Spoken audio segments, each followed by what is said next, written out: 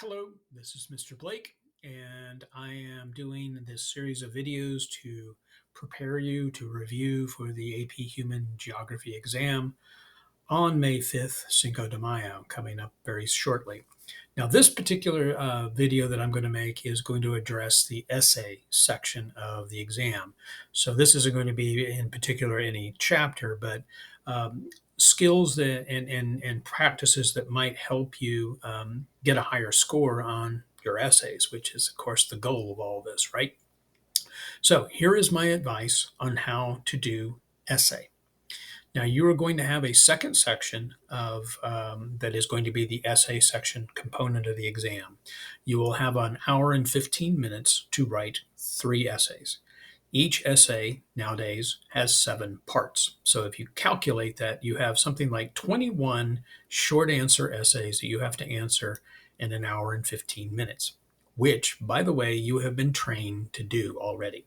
So let's see how we can squeeze some more points out of this. My first piece of advice is when they tell you to open up your essay booklet, they're going to give you a couple of minutes to prepare to write the essay. And I think it's usually something like 5 minutes or something like that. I highly recommend you do this. Read each one of the prompts all the way through. And so that means that there's going to be a general prompt, and then there's all the questions that they are asking for that prompt. And as you're going through these, I want you to figure out which one do you know the most about, which one do you know the next most about, and which one do you know the least about. Because when they tell you it is time to start writing your essays, I want you to start on the one that you know the most about. And the reason is this: you're going to spend more time on that one, but since you know more about it, the chances are you're going to score more points on that essay than any of the other essays. So focus on that one first. It helps to plan ahead some. If you're going to start with this one, let's think about what vocabulary can I use in this essay. And you can use the test booklet to kind of scribble stuff down and get some ideas of what do I want to put in this essay? Is there a model that I can describe? What are my real life examples that I can use to explain something? One of the things about these essays is it is better to try to explain stuff to your reader. And the reason is this: if you can explain it to them, if you're talking about some terminology and that you can explain what that terminology means, you are demonstrating knowledge. And your reader is more likely to give you credit for that than just dropping a term kind of loosely into that section of the essay. Always use an example if you can to describe whatever process or whatever it is that you're describing in this essay. One of the other things that you want to do is make sure that you answer all the sections. Don't leave any of them blank. Even if you're kind of hung up on one and you're not really sure, write what you think it might be about, because the chances are you could score an extra point there in an area that maybe you wouldn't have scored anything if you didn't put anything at all. Do not worry about being wrong. You only get points for being right. You're not penalized for being wrong. And so if you think it could be this, but it could be this too, go ahead and put them both in there. If you decide that something that you have written is not relevant, or you just don't want the reader to read that part because you completely screwed it up, just put a line through it. Just strike it through with one line. Boom. Readers are trained to not read that. So there's no point in wasting time trying to black it out or anything. So long as it's got a line through, the reader will not read that part. Also, when you're writing these essays, you do not have to do the individual parts in order. If you want to start with section C because you know that the best, start with section C then. And then you want to move to F, great. You want to do A next, great. Make sure that you are labeling each section as you go, though. You're going to have these pages, and you're going to start each essay at the start of the top of one of those pages. Okay, that tells them that this is the beginning of this essay. Label what essay it is. So this is essay number 1, essay number 2, essay number 3. And you can do them again in any order. You want to start with essay 3, knock yourself out. Start with essay 3 then. And then as you go, all these individual parts, again, you can do them in any order, provided that you label what they are. So if you're starting with C, it's going to be C dash your answer, whatever it is. Put some space in between each one of your sections. Leave a couple of blanks.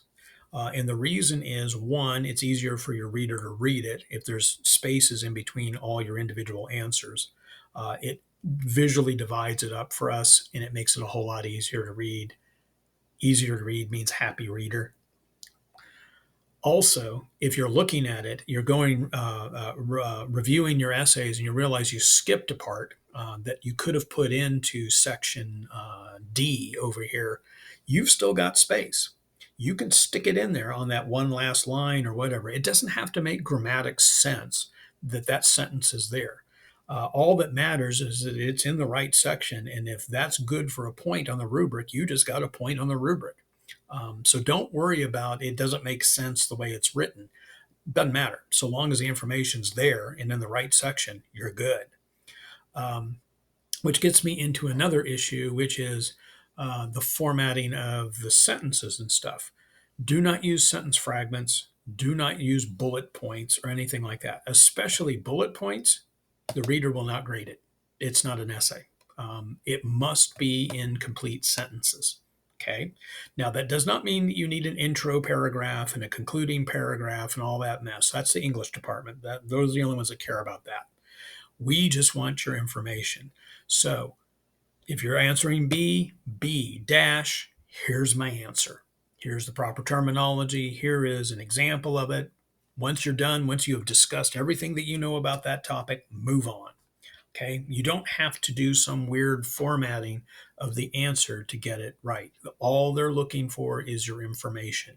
Is your information correct? If it is, you got the point. Okay. All right. Label again. You must label. If you're doing essay 3 first, you must tell your reader you're doing essay 3 first. Okay. Think about things that may not directly connect with whatever this essay is about. So, for instance, it's an agriculture essay, and there's going to be 7 parts to it. But think about other units. Is there anything in migration that you could add to this essay that might explain something, an agricultural process that's going on? Think about gender. Is there a gender issue that you could make mention in maybe one of these sections? Development plays a lot in agriculture, right? Is there when you're focusing on these essays, yes, it's probably going to be out of a particular chapter, let's say, but can you add stuff from other things? Is there an ethnicity connection to it? Is there a religion connection to it? Why is it that they're raising pigs over here, but they're not raising pigs over there? Why are they growing wheat over here and rice over there? There may be some other connection that you can throw into these essays. So when you're sitting there trying to figure out what you're going to talk about in this, think back at the other essays too. Is there something else that in one of these sections I can work it into? All right. So I already said we're going with the one that we know the best first, right? When you're done writing that one, you move on to the next one. That means that if you time this out about right, you're spending about 20 minutes an essay, give or take. Probably a little more on the first one because you have more to say. Second one, probably about 20 minutes or so, which means that when you hit the third essay, you're probably down to maybe 15 minutes or so. You may be getting closer and closer to end time. You have to be aware how much time you got left per essay because time is going to be a factor. And if you are running out of time, you want it on that essay that you know the least because you're going to have the least to say anyway. And that way, you don't want to waste points that you could have gotten because you spent so much time trying to write an essay about a topic you really didn't know that well, when you could have been doing essay three that you actually knew something about and lose the points because you didn't complete the essay. The goal on each one of these essays is 7 points. Each one's going to be worth 7. There are 7 parts, which means that yes, you must answer all the parts in order to potentially get the points for each one. Like the multiple choice, this is done on a median. Okay, so I don't know how many points per essay you're going to need to score in order to be on the right side of that median. It's whatever the average is. The goal here, though, is, and what I've told you to do, usually squeezes out the most points that you're probably going to get. Because if you're running out of time, you're working on an essay that you didn't really know that much anyway. So if you don't know what C is, throw out there what you think it might be. If you didn't get it right, okay, you probably weren't going to get a point for that anyway. But it's possible that you actually did pick up something that's on the rubric and you'll score the point. All right. So that's the plan there. Do I know what the topics are? Of course not. But I can tell you that they're probably going to come from 3 separate chapters. You might see a language, you might see agriculture, you might see city. Or maybe we'll get something like industry, and maybe we'll have something that's culture, pop versus folk culture, something like that. We could have a gender question, which means it's going to be referring to all sorts of different units. I don't know. But again, see how they connect together, because often if it's this particular topic, there's other stuff that you can feed into it. Last piece of advice, a couple of things actually. Handwriting. Try to make your essays readable by humans, because if we can't read what it is you wrote, you're not going to get points for it. That's the reason why you're not going to use a pencil. You're going to use a pen, because the ink will be permanent and doesn't smear around as much as pencils do. But your proctor is going to tell you you're going to use an ink pad, and I will provide that for you. But if you're writing, please write as clearly as possible, because your reader has got to be able to phantom out what it is that you're trying to say. And then sometimes it's a really hard thing. And honestly, if we can't read it or we can't figure out what it is that you wrote down, you're probably not getting points for it, even if it was right, because we just couldn't figure it out. Never refer to yourself, your school, what state you're from, where you're from, any of that. Make no personal references anywhere in your essay. And the reason is that some states don't like other states. And if you have people as readers from those states and they figure out you're from there, sometimes that doesn't work out well for you. So make no personal references. Do not refer to me, yourself, your family, your town, anything like that. Now, it could be that you're using, let's say, Houston as a model for something. That's fine. Houston's used as a model all over the place. You're not identifying where you're from just by referring to Houston.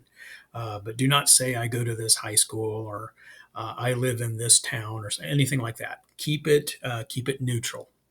It's just better if you do. All right. And those are my big pieces of advice for writing the essay. We have a very high reputation for writing good essays. You already know how to do this. So if you do your review, if you look over your stuff, you should be able to write on any topic that they give you. I have faith. Good luck.